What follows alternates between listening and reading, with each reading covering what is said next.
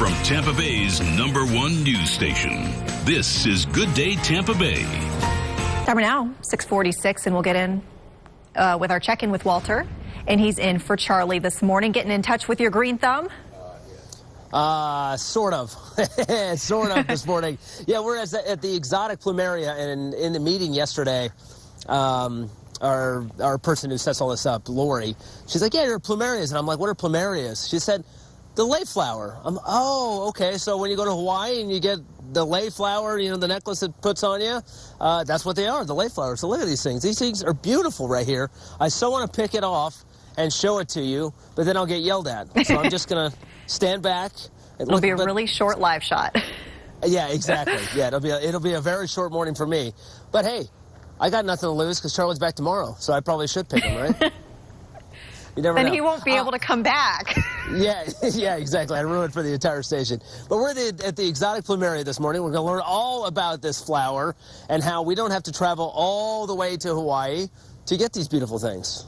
So there you go. It's going to be a beautiful morning. Now, I know you can't pick it, but can you smell it? Does it have a scent? Or That's a good question. I'm curious.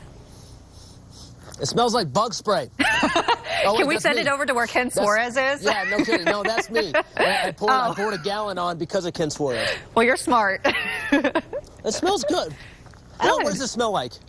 Well, there's a lot of different fragrances in Plumeria. Anything pleasant fragrance you can think of, there's a Plumeria that smells like. It smells like pleasant. I'll take it. That sounds good.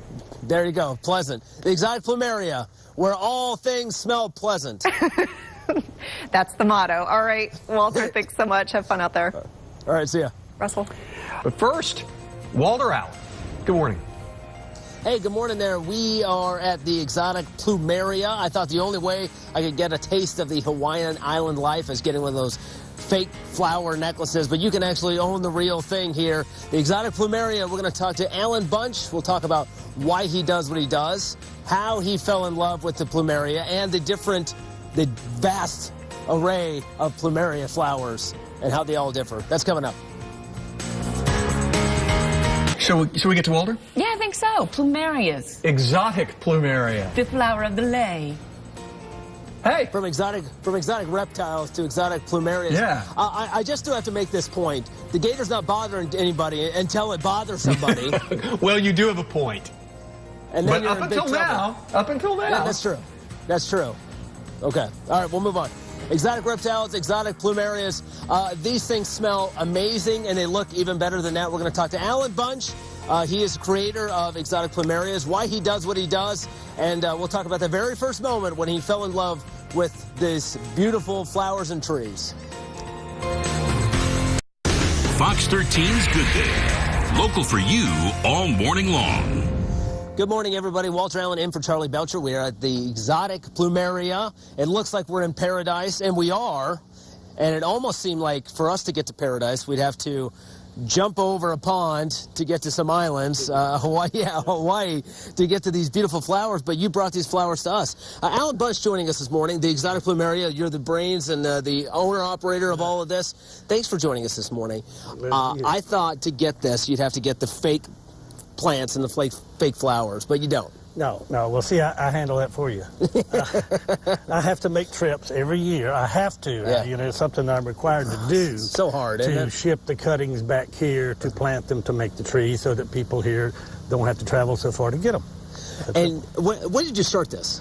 Back in 1989, it was my first trip to Hawaii, and I became totally mesmerized and just totally taken with this unique flower that was on this very unusual looking stalk.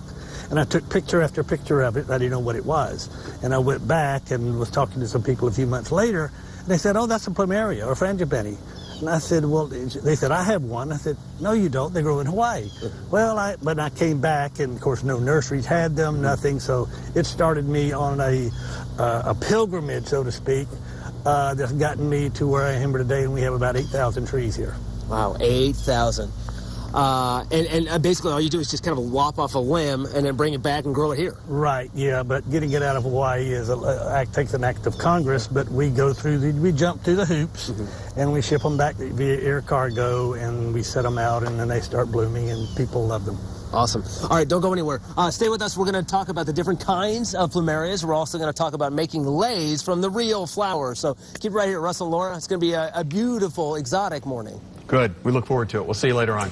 First, though, June showers bring Walter flowers. Walter Allen is at the Exotic Plumeria. We're going to check in with him as he checks out these beautiful, beautiful flowers.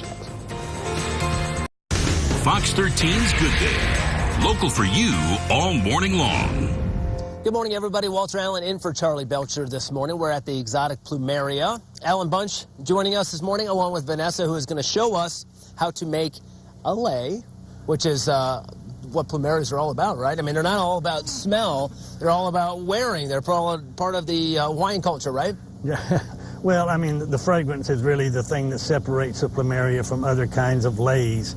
I remember I got a lei one time in Hawaii that was made out of carnations and something else, and it was kind of frumpy. And then somebody put a plumeria lei around my neck, and it changed my life. In fact, I still have a picture of the first plumeria lei I ever had around my neck, and the fragrance was just so intoxicating that I just had to have more, and here we are today. I know, I'm wearing this, and I'm just like, yeah. It's just like a breath of fresh air every time I take a breath. Yeah. So what is it about this flower that allows you to make a necklace out of it? Well, I think God designed it that way, to be honest with you, because if you look through the stem as a solid, an opening all the way through, and we use these stainless steel needles that you just poke right through and they're from tip to tip, then once we've strung about 50 of them together, we tie the ends off and voila, a lei. And, you know, there's lots of different flowers you can use for leis, even in the plumeria family, but there are some better suited depending on how long you want it to last. There are some that are one-day leis that they will start turning brown and going limp in the first day, and there's others like the one you have on, which is the most prevalent, will go for several days. But one thing I tell people, and when we do our luau's, people say, well, can I keep this? Can I keep this? I want to keep it forever. I say, well, here's the deal. Plumeria are like manna from heaven. They're meant to be experienced. Never take a plumeria lei off in order to save it.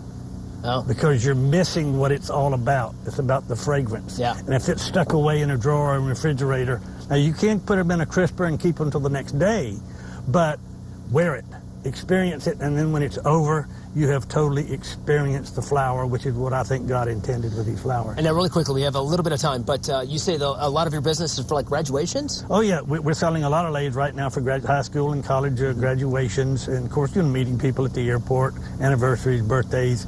You know, I mean, it's a gift. It's like a corsage or something else, but yet it has a lot of sentimental value to lots of people. Okay, don't go anywhere, guys. So you've seen the different colors here. We're going to go around with Alan. We're going to look at the different types of plumerias here at Exotic Plumerias, guys.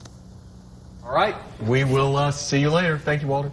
The old job, and I went to this place called the Exotic Plumeria. Oh, yeah, you've been telling me about this. And, man, it was one of those stories that, like, everybody wanted to know, where is this place? And we've been going back ever since. And now you've sent the new generation. And now the next generation of Fox 13er is there this morning. I was going to say, I'm just interim, okay? Charlie's back tomorrow. So you're not interim. You're stuck here. No, here, yes. Happily so. Happily stuck here. We're at the Exotic Plumeria, and it is exotic. This is one of the more exotic of the exotics. So we're going to talk about confetti, as well as some of the other plumeria, the different types that we can get through this morning. Stay with us. All right, we'll get back to Walter right now. Look at what he is up to today. The beautiful flowers, exotic. The Exotic Plumeria, yes, Laura, I mean, it really is. And there's so many different colors and fragrances to choose from. Alan Bunch here with the Exotic Plumeria. So let's talk about the grand poobah, if you will, the confetti. So this is the one. This is the big ticket item. This is what goes for a lot of money, and rightfully so, because it's unique and beautiful. Yes, the colors. You know, I to this day I still ask customers, what color is it? It's you can't really describe it. It's purple so many with yellow, white, and the hues even change in it. You know, as the flower ages. So that's why I called it confetti, because it has so many different faces to it, specifically in terms of the pigments that are there. And the fragrance is very just unimaginable. Just one big party. Okay, so let's talk about the different types. So you have Pretty in Pink that you called it. You called this one Pretty in Pink. This is Kaneohe Sunburst. Over here is something called Kahuku. This is the deep red one, the Kahuku, and this is Willow's White. And up here we have Charlotte Ebert, and there's to try and find, and behind us here we have the Singapore, which I can't stress too much how wonderful the Singapore is in terms of fragrance. It's the most formal in appearance of all plumeria, and it blooms literally all summer long. It loves our summer rains. And it's really good for kind of beginners of plumeria owners, right? Yeah. I mean, see, we sell them in the form of a cutting that we guarantee to root within 90 days, that we replace it, or we have them already rooted for you just for an additional few bucks that you don't have to worry about rooting, and quite often they're going to have buds present, so you'll have flowers this year.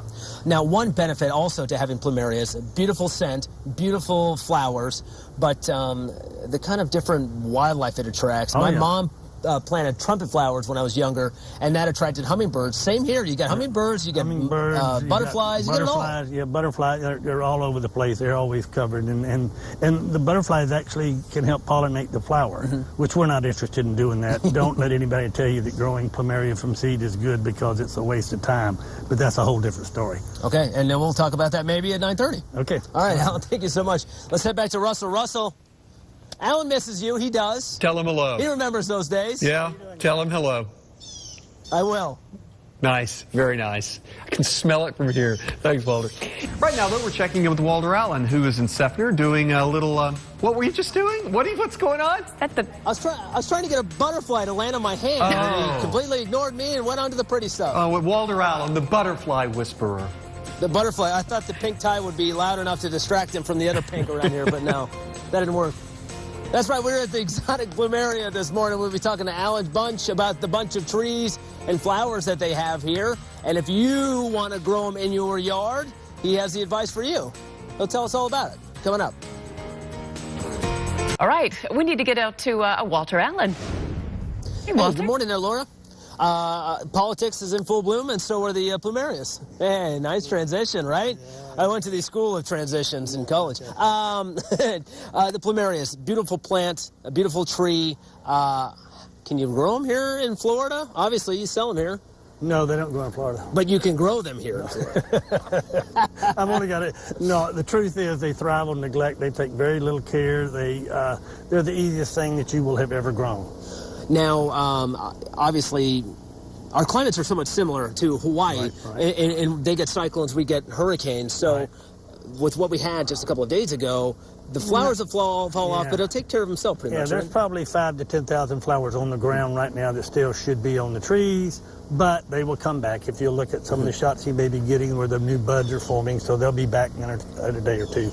But the truth of the matter is, the worst that can happen, even in a hurricane with the plumeria, the limb breaks off, and then you can root that limb and have a new tree. That's the best part, because it doesn't kill the tree. You just root that limb. Right. One thing it doesn't do is frost. It doesn't deal with freezing temperatures. They don't like freezing weather. You've got to protect them just like you do anything else in your yard. If there's going to be a freeze with heavy dew. Now, a number of years ago, we had some temperatures down to 20 degrees here, which was unprecedented for 10 nights in a row.